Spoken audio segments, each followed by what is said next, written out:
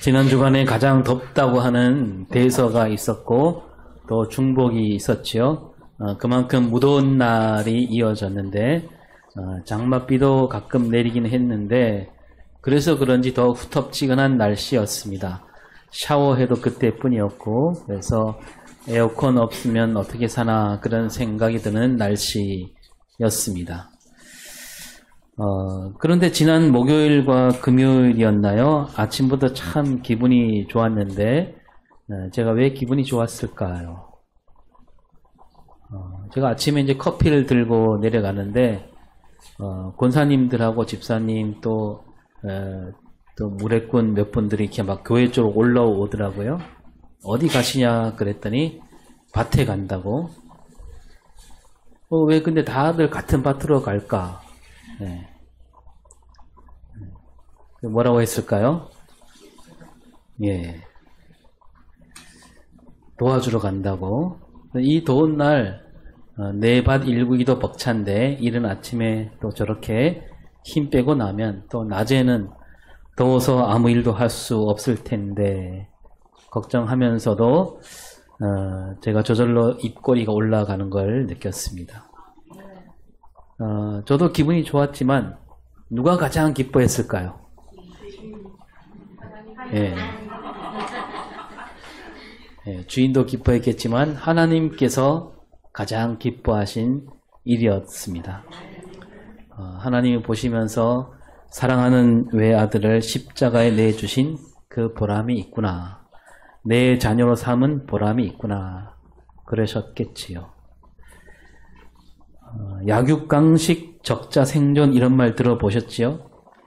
세상은 그렇게 돌아가고 있습니다. 힘센 사람이 더 많이 가지게 되고 힘없는 사람은 힘겹게 살아야 하는 그런 세상.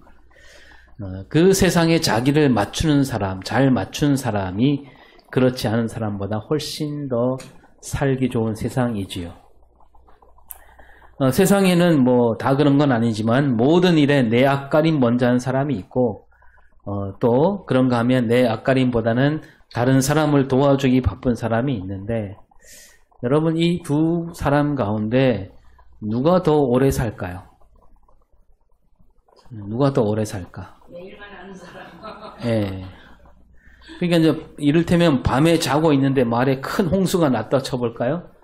내 앞가림만 먼저 하는 사람은 어떻게 합니까? 얼른 자기만 빠져나오겠지요. 자기 가족 데리고. 그런데 다른 사람 도와주기 좋아하는 사람은 어떻게 됩니까?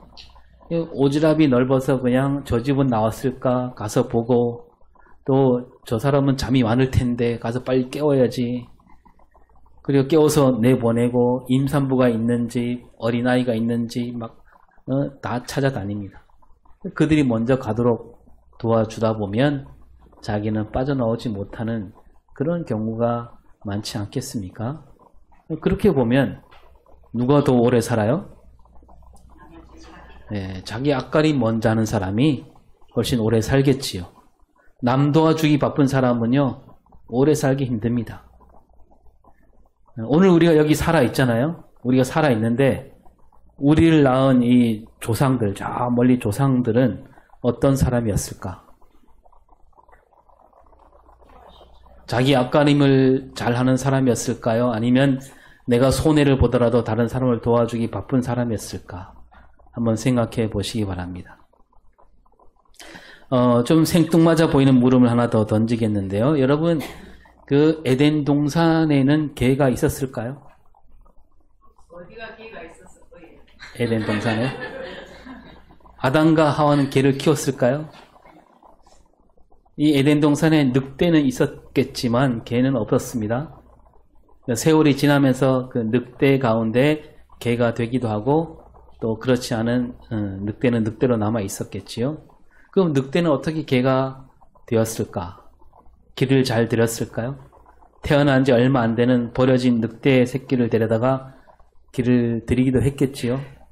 그런데요, 그것만으로는 그 늑대에서 개가 될 수가 없습니다. 1959년 소련에서 이런 실험을 했는데 산과 들에서 여우 수십 마리를 잡아왔습니다. 그 가운데 가만히 보고 순한 여우들을 따로 떼어 놓았습니다. 그런 그 순한 여우들이 또 새끼를 낳겠지요. 근데 그 새끼들 가운데 어미처럼 순한 새끼도 있을 것이고 또 그렇지 않은 거친 새끼도 있고 또 때로는 어미보다 더 순한 새끼들이 있겠지요. 거친 사나운 새끼들은 딴 데 보내고 어미처럼 순한 새끼나 어미보다 순한 새끼를 모았습니다. 그리고 다시 기다렸다가 그 여우가 또 새끼를 낳으면 또 그렇게 골랐어요. 그렇게 서너 차례 했더니요. 그 다음에 나온 여우들은 사람을 보면서 꼬리를 흔들고 또 심지어 개처럼 짖기도 하고 생김새도 아주 예쁘장하게 달라지더랍니다. 제가 말로 하면 잘 이를 받아들이지 못할 것 같아서 영상을 한번 볼까요? 영상.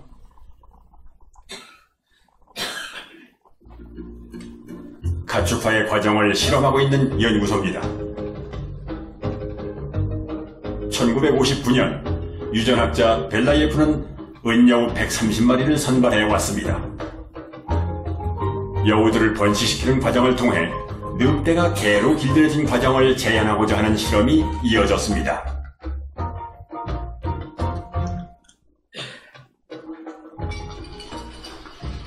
실험 방법은 단순했습니다. 새끼가 태어나면 공격성이 적은 순한 여우들만 골라 번식시키는 것입니다. 50세를 넘게 이어온 여우 실험. 여우는 이제 집에서 키우는 강아지처럼 행동하게 됐습니다.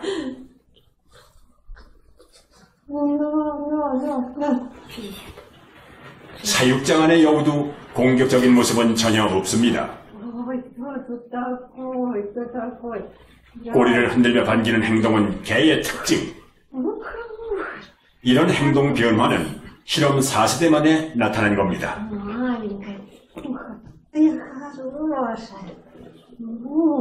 쫑긋했던 귀가 아래로 처지는 외형 변화도 일어났습니다.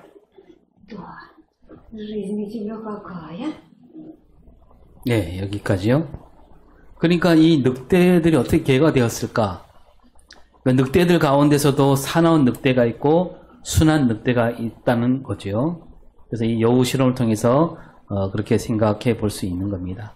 그 늑대를 길들인다 해서 모든 늑대가 순하게 바뀌는 건 아니다 이거죠.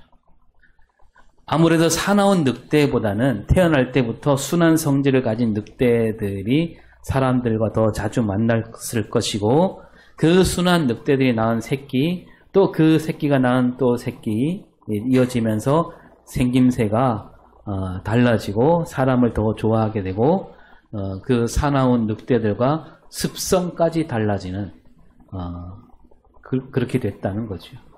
그래서 이런 일을 가르쳐 나오는 말이 뭡니까? 피는 못 속인다 이거죠. 자, 다시 여쭤볼까요? 오늘 우리가 이렇게 살아있는데 우리 조상은 어떤 사람이었을까? 자기 앞가림을 먼저 하는 그런 사람이었을까? 아니면 내가 손해를 보더라도 다른 사람을 도와주기 바쁜 사람이었을까? 뭐 조상을 욕하자는 얘기가 아닙니다. 그런데 아무래도요, 우리 조상은요, 내가 손해를 보더라도 다른 사람을 도와주는 그런 사람이기보다는 자기 앞가림을 먼저 했던 사람이었을 가능성이 훨씬 크다고 봐야 되겠지요. 왜냐하면 앞에 말씀드렸지만 다른 사람을 도와주기 좋아하는 사람은 오래 살아남기가 힘듭니다. 가정을 꾸리기 전에 목숨을 잃었을 수도 있고요. 가정을 꾸렸다 하더라도 그 자녀들도 이제 그런 성품을 그대로 이어받아 살다가 일찍 세상을 뜨게 되고 대가 끊기기 마련이 아니겠습니까? 자, 조금 다른 얘기로 넘어가겠습니다. 자연을 보면 여러분 먹이 사슬이 있잖아요. 먹이 사슬. 이를테면 이제 사슴이 풀을 먹고 그 사슴을 잡아먹는 뭐 맹수들, 사자, 호랑이가 있습니다. 또 이제 벌레를 잡아먹는 개구리가 있는가 하면 그 개구리를 잡아먹는 뱀이 있고요. 그 뱀을 잡는 또 매가 있지 않습니까? 이런 짐승들이 그렇게 오랜 세월 살아왔는데 그런데 사슴이 풀을 그렇게 먹어댔는데도 아직도 산과 들에는 사슴이 먹을 풀이 자라고 있지 않습니까? 사자나 호랑이가 툭하면 사슴을 잡아먹는데도 아직도 사슴이 돌아다니고 있지요. 아직도 세상에는 벌레들이 많고 개구리도 있고요. 뱀도 있습니다. 그렇게 잡아먹혀도 없어지지 않아요. 이게 어찌된 일일까요? 왜냐하면 사슴보다는 풀이 더 빨리 자라기 때문이죠. 사슴이 아무리 풀을 뜯어 먹는다 할지라도 풀은 금세 씨를 퍼뜨려 자랍니다. 또 사자가 아무리 사슴을 잡아먹는다 한들 사슴이 사자보다 새끼를 더 빨리 더 많이 낳습니다. 그리고 사슴에게는 더 잘 뛰는 능력이 있습니다.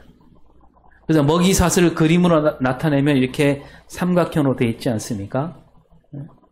삼각형 맨 위에 큰 맹수들이 있다면 근데 이 삼각형이기 때문에 맨 위에 맹수들은 수가 적고 아래로 갈수록 잡아먹히기 좋은 그런 것들은 더 많다는 얘기 아니겠어요?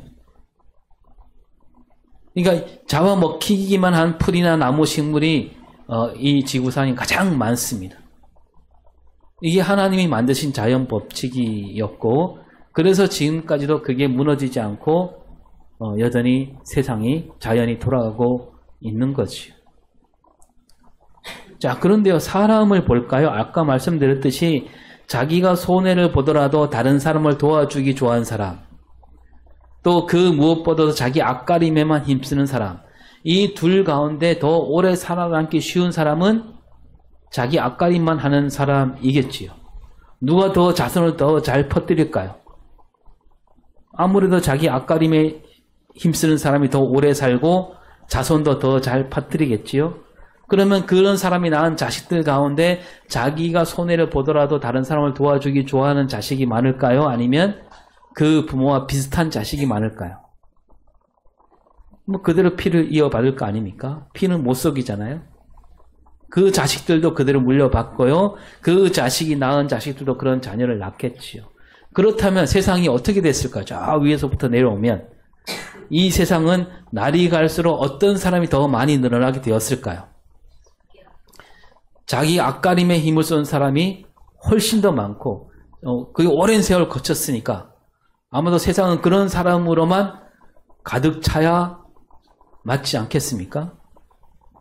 그런데 가만히 보면요, 그렇지 않은 거예요. 아직도 내가 손해를 보더라도 다른 사람을 도와주기 좋아하는 사람이 끊임없이 생기고 있습니다. 어떻게 이럴 수가 있을까요? 여러분, 그런 사람이 그렇지 않은 사람보다 자식을 더 많이 빨리 낳는 능력이 있었을까요? 아니면 더 건강해서 오래 살았을까요? 아니잖아요. 그런데도 내가 손해를 보더라도 다른 사람을 도와주기 좋아하는 사람이 계속 나오고 있습니다. 왜 그럴까? 또 이건 어떻습니까? 좀 다른 얘기지만 요즘 사람들이 외모를 많이 따지잖아요. 아이를 낳으면 너나 할 것 없이 성장 클리닉이다 뭐다 해서 막 키 크는 영양제 먹이고 좋다는 한의원은 데리고 가잖아요. 그리고 남자가 여자를 볼 때 또 여자가 남자를 볼 때 다들 뭐 키를 보고 얼굴을 보고 몸매를 보지 않습니까? 지금 세상이 그렇게 돌아가고 있어요. 그런데 여러분, 그런 사람들이 자꾸 많아지고 있는데도 아이들이 학교에서 배울 때는 어떻게 배웁니까? 학교에서 배울 때 그래, 사람은 모름지기 키가 커야 돼. 얼굴이 잘생겨야 해. 그렇게 배우나요? 그렇게 가르친 교사도 없고요. 교과서도 없습니다. 외모 따지고 키 따지고 이런 거는 옳지 않다고 배우고 있습니다. 또 하나, 세상은 돈으로 굴러가고 있잖아요. 뭐니 해도 머니가 최고다 이런 말 우리가 쉽게 듣잖아요. 한때 부자 되세요라는 광고가 큰 인기를 얻기도 했습니다. 그래서 아무리 망나니 같은 아이들이라 해도 돈 앞에서는 얌전해지는 걸 많이 볼 수가 있지요. 돈이 가진 힘은 정말로 어마어마합니다. 하지만 세상은 돈으로 굴러가고 있지만 여러분, 학교에서 배우는 교과서에는 어떻게 되어 있습니까? 교과서에 돈을 많이 벌어야 성공한 인생이다. 그렇게 말하는 교과서가 있을까요? 인생은 한 방이다. 대박 인생. 그런 말이 교과서에 있나요? 어떻게 하면 부자가 될 수 있는가? 교과서에 그런 게 있을까요? 여러분, 세상은 돈 하고 있지만 적어도 교과서에서는 사람답게 사는 법, 돈보다는 사람답게 사는 법, 바르게 사는 것, 아름답게 살기를 말하고 있습니다. 그러니까 내가 손해를 보더라도 다른 사람을 도와주기 좋아하는 사람이 끊임없이 생기고 있고요. 세상은 외모를 따지고 있지만 교과서는 인성과 인격을 가르치고 있고, 세상은 돈으로 굴러가고 있지만 교과서에서는 돈보다 귀한 것이 있다고 말하고 있습니다. 그럼 앞으로는 어떻게 될까요? 앞으로도 이거는 바뀌지 않으리라고 봅니다. 아니, 바뀔 수가 없습니다. 그럼 왜 이런 일이 일어나고 있을까요? 마땅히 세월이 흐르면 흐를수록 자기 앞가림한 사람으로 가득해야 되는데 그렇지 않고, 외모를 따진 사람이 많으니까 교과서에도 그 교과서도 바뀌어야 되는데 그렇지 않고요. 돈이 최고다라고 말하는 교과서가 생길 법한데 그렇지 않고 있습니다. 왜 이럴까요? 왜 이런 일이 생겨나고 있을까? 저는요, 그 답이 성경에 있다고 믿고 있습니다. 창세기 1장 27절을 볼까요? 하나님이 자기 형상 곧 하나님의 형상대로 사람을 창조하시되 남자와 여자를 창조하시고. 예. 하나님께서 처음에 사람을 지으실 때 어떻게 지으셨다고요? 네, 하나님 형상대로. 여러 차례 말씀 우리 나누었죠. 여기서 하나님 형상이란 어떤 생김새를 가리킨 말이 아니에요. 하나님은 생김새가 있는 게 아니잖아요. 영어로는 이미지라고 했는데 히브리어로 가면 첼렘이라고 합니다. 이 첼렘에 여러 가지 뜻이 있는데 그 뜻 가운데 닮았다라는 뜻이 있습니다. 그 뜻으로 보면 되는 거죠. 아버지와 아들이 닮았다 할 때 쓰는 말. 하나님과 인간이 닮았다는 거죠. 여러분, 아침 드라마를 보면 가끔 그런 얘기가 나오잖아요. 내가 낳은 아들이라고 생각했는데 뭔가 미심쩍을 때 아무리 봐도 나랑 닮지 않았다 할 때 어떻게 합니까? 네, 친자 확인, 그죠? 친자 확인을 어떻게 합니까? 유전자 검사를 해보죠. 칫솔이나 머리카락으로 이 두 사람이 얼마나 같은 유전자를 갖고 있는가 검사합니다. 그러면 그 검사 결과지에 그렇게 나오지요. 친아들일 가능성이 90%입니다. 아니면 아들이 아닐 가능성이 몇 %입니다. 여러분, 하나님께서 사람을 지으실 때 하나님 형상대로 지으셨다. 이 말씀은 이렇게 볼 수 있는 거예요. 하나님과 사람을 놓고 유전자 검사를 해보면 우리가 하나님 아들일 가능성이 몇 %? 99%라는 겁니다. 그런 의미에서 하나님 형상대로 지으셨다는 얘기예요. 이 세상 모든 사람은 그 안에 하나님이 주신 하나님으로부터 온 유전자가 있다라는 얘기죠.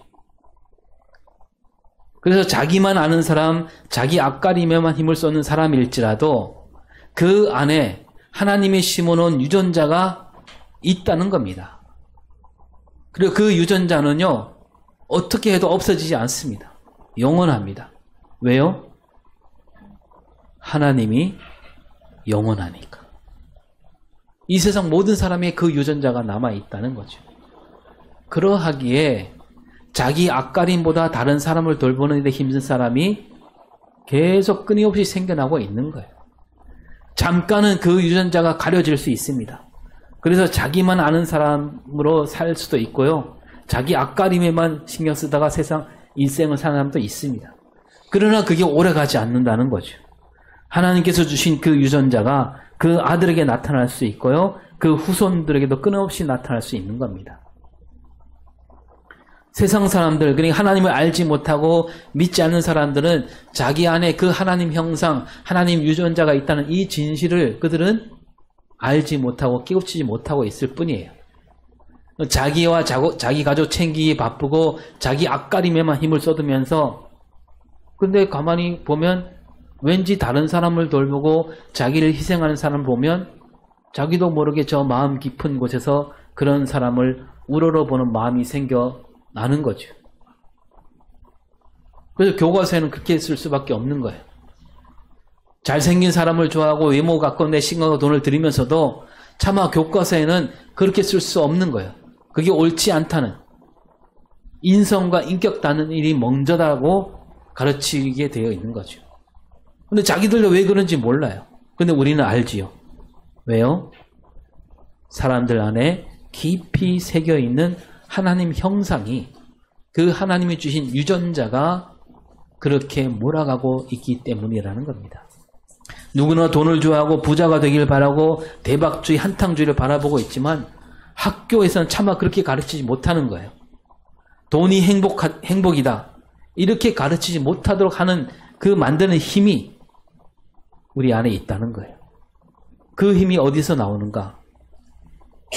믿는 우리는 알고 있는 거죠.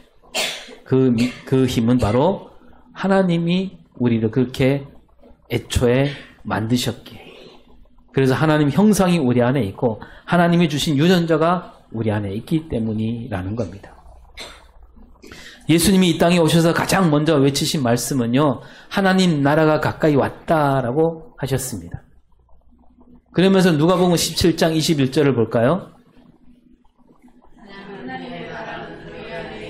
예, 하나님 나라가 너희 안에 있다라고 말씀하시는 거예요. 생긴다가 아니고 있다라는 거예요. 이 말씀을 이렇게 바꿀 수가 있는 거죠. 하나님 형상이 너희 안에 있느니라. 하나님이 주신 그 물려주신 유전자가 너희 안에 있다라는 얘기입니다. 여러분, 지난주에도 예수님이 가르친 기도를 잠깐 말씀드렸는데, 예수님은 우리가 하나님을 부를 때 어떻게 부르라고 가르쳐 주셨습니까? 하늘에 계신 우리 아버지. 하나님은 우리 아버지다. 하나님께서 우리를 낳으셨다는 거죠.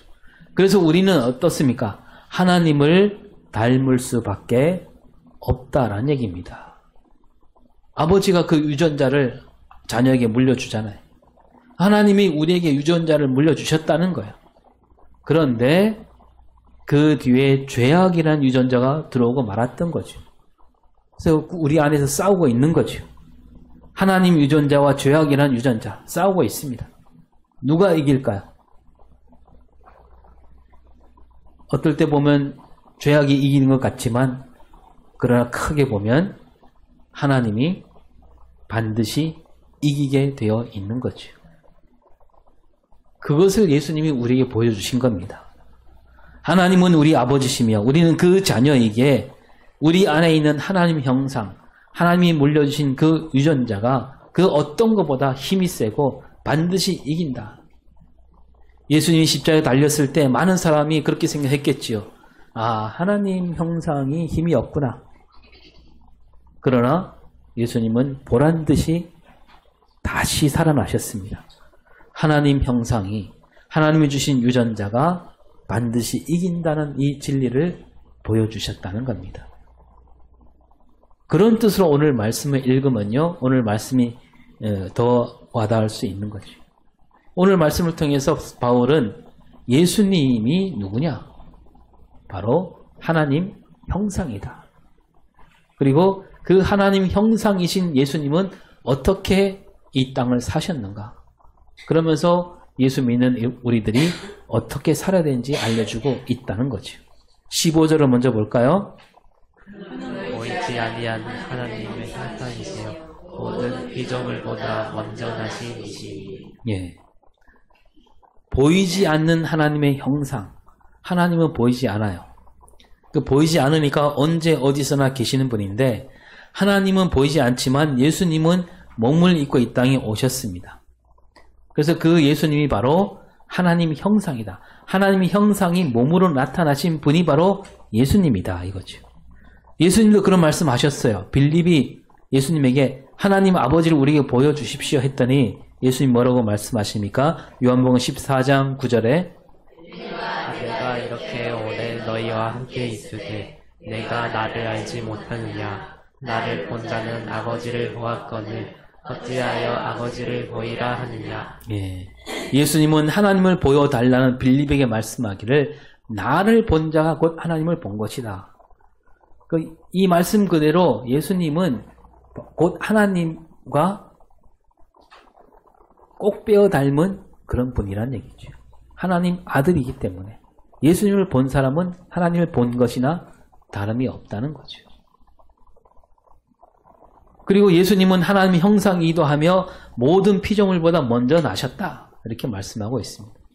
그러니까 예수님은 하나님과 함께 처음부터 계신 분이다. 그 우리가 하나님이 사람을 지으실 때 그 옆자리에 예수님이 계셨다는 얘기죠. 요한복음 1장 1절에도 뭐라고 합니까? 말씀이 계시니라. 이 말씀이 하나님과 함께 계셨으니 이 말씀은 곧 하나님이시니라. 네, 예수님이 태초부터 하나님과 함께 계셨습니다. 그 말은 예수님과 하나님과 하나였다는 얘기고, 그러면서 16절에는 어떻게 말씀하시죠?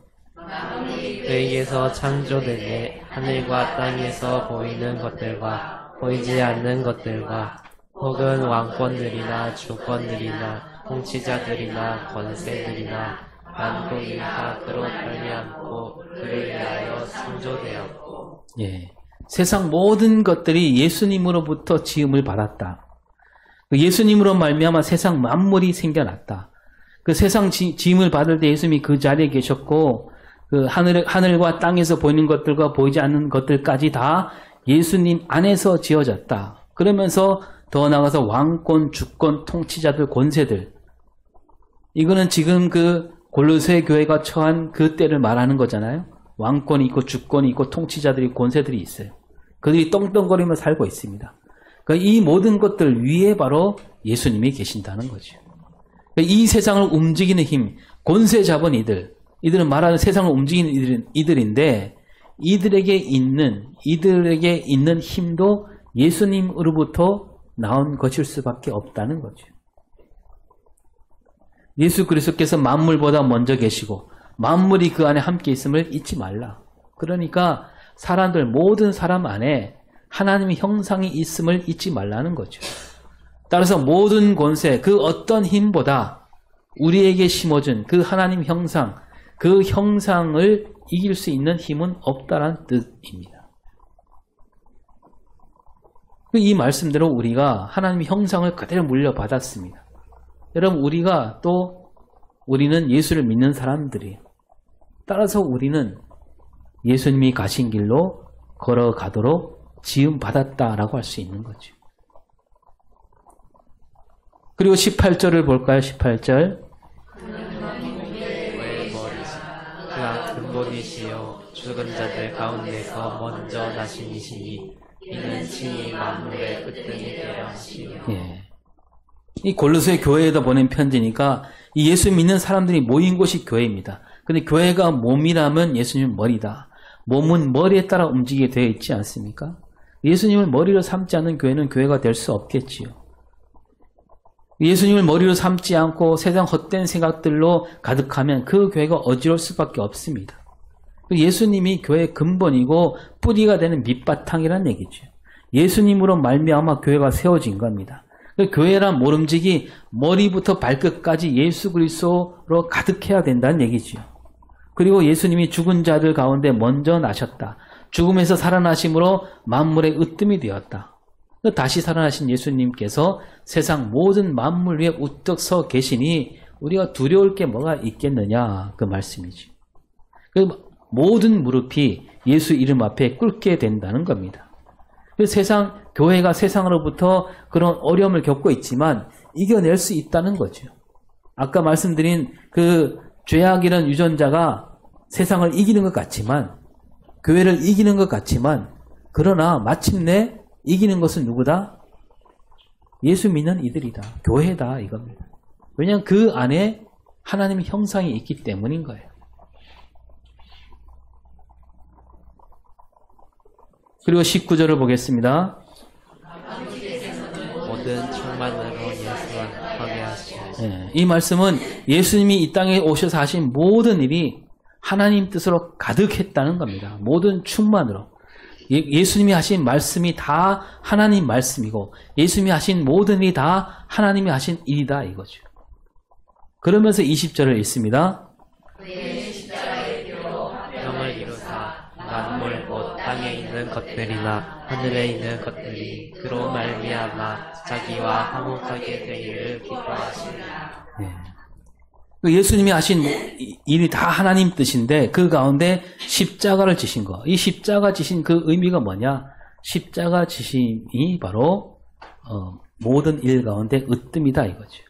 예수님께서 십자가를 지셨을 때 다 이루었다고 말씀하십니다. 십자가에서 피를 흘리심으로 하나님 뜻을 이루어냈다는 거죠. 그 하나님의 뜻이 뭘까요? 십자가를 지심으로 이루신 하나님 뜻. 모든 사람이 하나님과 화목하게 되는 거. 화목하게 된다. 뭡니까? 하나님과 사람과의 관계가 다시 회복된다는 얘기죠. 사람들 안에 있는 저마다 있는 그 하나님의 형상이 드러나게 되고 하나님의 형상이 드러나게 되니까 하나님과 우리가 하나구나. 하나님이 처음 세상을 지으셨을 때 하나님과 세상이 하나였지요. 하나님이 손수 지으신 세상이니까 하나님을 그대로 빼닮은 것이 세상입니다. 근데 그 하나였던 세상에 죄가 들어왔고 죄로 물들어서 그 하나됨이 깨지고 말았지요. 이런 세상에 예수님이 오셔서 십자가를 지심으로 다시 하나님과 세상 모든 만물이 하나님과 하나가 되도록 그 일을 이루셨다는 거죠. 세상이 다시 하나님 형상을 되찾게 되었다는 거예요. 처음에 하나였는데 다시 돌아오게 됐다는 겁니다. 그래서 여러분 우리가 예수 안 믿다가 예수 믿게 된 사람을 가르쳐서 뭐라고 합니까? 평생 예수를 안 믿었지만 교회를 오게 되었다. 그 사람은 하나님께로 다시 돌아온 사람들이라는 거예요. 원래 전혀 모르던 사람이 아니라 원래 하나님과 하나였는데 이제 깨우치고 돌아오게 되었다는 거예요. 하나님의 형상을 되찾게 되었다는 거예요. 하나님은 그것만으로도 기뻐하시는 거죠. 그래서 그 사랑하는 아들을 내어주신 아픔을 겪으면서도 그 일을 이뤄내신 겁니다. 그만큼 이 세상 모든 만물이 하나님과 하나됨을 이루는 일, 하나님 형상이 다시 드러나는 일, 그것을 하나님은 가장 으뜸으로 여기시고 있는 겁니다. 다시 말씀드리지만 우리 안에는 뭐가 있다고요? 하나님의 형상이 있습니다. 다른 말로 하면 하나님이 주신 유전자가 있는 거예요. 그리고 우리는 하나님의 형상이신 그 예수를 믿는 사람들이 그 누구도 그 무엇도 우리 안에 있는 이 하나님 형상을 감출 수가 없습니다. 가릴 수가 없어요. 여러분 그리고 하나님 형상, 이 하나님 유전자가 가진 힘은 정말 어마어마합니다. 우리 역사를 통해서 볼 수가 있잖아요. 그 우리가 오늘도 그 힘이 드러나도록 힘써야 되는 겁니다. 어떻게 할 때 그 힘이 드러날까요? 여러분 20세기 초에 과학자들이 밝혀낸 놀라운 일이 있는데요. 세상에서 가장 큰 힘을 발견했어요. 아니 이렇게 얘기할 수 있죠. 세상에서 가장 센 폭탄을 만들어냈잖아요. 그게 뭡니까? 핵폭탄이에요. 여러분 이 핵폭탄은 뭐냐면 그 핵이 갈라지면서 생기는 힘, 거기서 나오는 힘으로 만든 폭탄이에요. 세상 모든 물질은 원자핵이 있는데 그 원자핵이 갈라지면서 거기서 엄청난 에너지가 나오는데요. 그 에너지가 도대체 어디 있다가 나오는 거냐? 어디 있다 나오냐 하면 그 핵이 갈라지면 말하자면 이 핵이 이렇게 있다가 둘로 갈라졌을 때 처음 있던 이 핵과 갈라진 이 두 가지 핵, 이 둘을 질량으로 재면 어떻게 해야 정상입니까? 이 두 개 갈라진 것과 원래 하나였던 것. 둘 다 같아야 되잖아요. 그죠? 같은 질량이어야 되잖아요. 근데 보니까 갈라진 거를 재보니까요. 처음에 있던 것보다 가벼워졌어요. 그러면 이게 어디 갔을까? 뭐가 사라졌을까? 했더니 그 질량이 없어지면서 뭐가 나오냐면 거기서 에너지가 나오는 거예요. 근데 그 에너지는 어마어마합니다. 엄청난 에너지. 그 히로시마에 떨어졌던 원자폭탄 있죠? 원자폭탄이 그 핵분열을 일으킬 때 분열을 일으키기 전 핵과 분열 일으킨 다음 핵, 그 사이에 그 질량 차이가 얼마냐? 1g 밖에 안 됩니다. 1g. 1g이 줄어들었는데 그 엄청난 폭탄이 터져버린 거예요.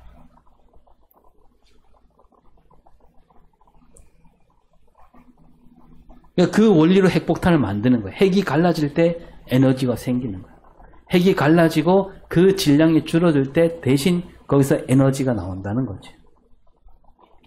여러분, 우리 안에 있는 하나님의 형상, 그 하나님 유전자가 우리로 하여 십자가로 가게 만듭니다. 십자가는 사랑과 섬김과 희생이죠. 나를 내주는 사랑이에요.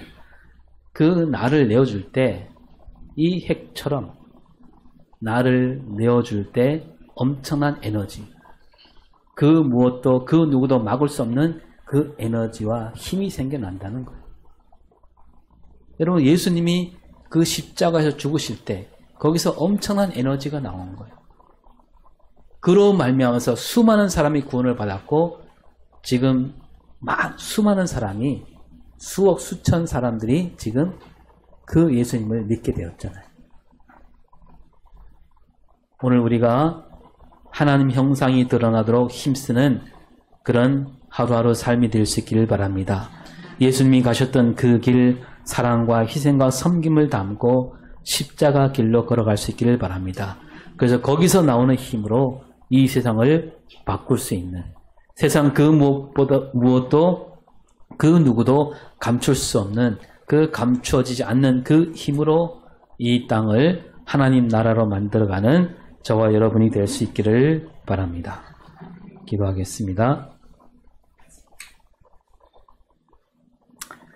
하나님, 우리는 하나님 형상을 따라 지음 받았습니다. 우리가 그 뜻을 받들어서 이 땅을 살아낼 수 있도록 도와주시옵시고 하나님을 닮은 사람으로서 부끄럽지 않게 살아가는 우리 삶과 우리 신앙이 되게 하여 주시옵소서.